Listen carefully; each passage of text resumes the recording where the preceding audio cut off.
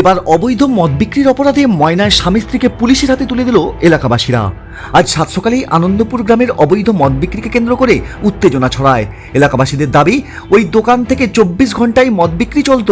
দীর্ঘদিন ধরে এই সমস্যা চলায় আজ এলাকাবাসীরা একজন খরিদ্দারকে মদ বিক্রি করার সময় হাতে নাতে পাকড়াও করে। এলাকাবাসীরা খরিদ্দার ও দোকানদার স্বামী স্ত্রীকে আটক করে রাখেন। অবশেষে দোকানদার স্বামী স্ত্রী সহ ক্রেতাকে ময়না থানার পুলিশের হাতে তুলে দেয় এলাকাবাসীরা।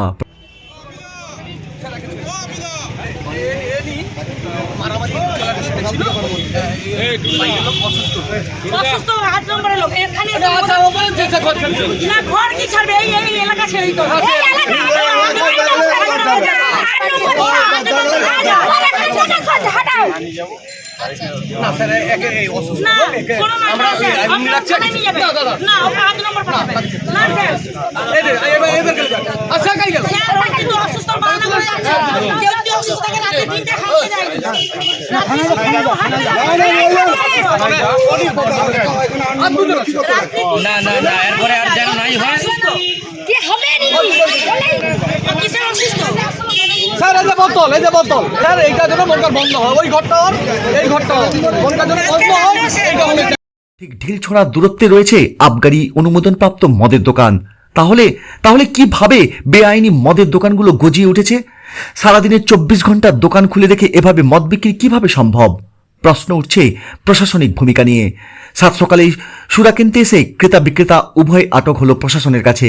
এই ঘটনায় এলাকায় উত্তেজনা ছড়িয়েছে। মন্দির ধোয়াতে এসেছি, এসে দেখি না রন্তুর যে কাকু উনি হচ্ছে 110 টাকা নিয়ে ঢুকলেন। আমি কি ব্যাপারটা হলো, আমি জানালাম, দেখি না রাতে তো ঝামেলা হয়েছে, বাদ দাও সেটা পরে বলছি। তারপরে রন্তুর কাকু কি করলো, মদ নিয়ে বেরিয়ে গেল। যেটা আমি হচ্ছে মন্দিরটা ধোয়াতে গেছিলাম, দেখি না ওই লোকটা প্যান্টের মধ্যে মদ নিয়ে বেরিয়ে যাচ্ছে। তখন আমি ওই লোকটাকে আর ওই যে মদ বিক্রি করে মেয়েটাকে দুজনকেই ধরলাম। ধরতে মেয়েটা আমাকে ছিটকে ওইদিকে পালিয়ে গেল। তারপরে এবার সবাই আসার পরে এই লোকটাকে ধরার পরে আমি মেয়েটাকে ধরতে গেছি। আর 8 নম্বরের ওই লোকটা এইখানে এসে ওই বুদ্ধি দেয় কিরকম মদ বিক্রি হবে না হবে, ওই তার বিক্রি করে। ওকে যা বলতে গেছি আমাকে ওই মেরে ধরে বেরিয়ে গেছে ওই দিকে। জায়গাটা কোথায়? এটা হচ্ছে ওই জায়গাটা কি, এটা আনন্দপুর, ময়না আনন্দপুর।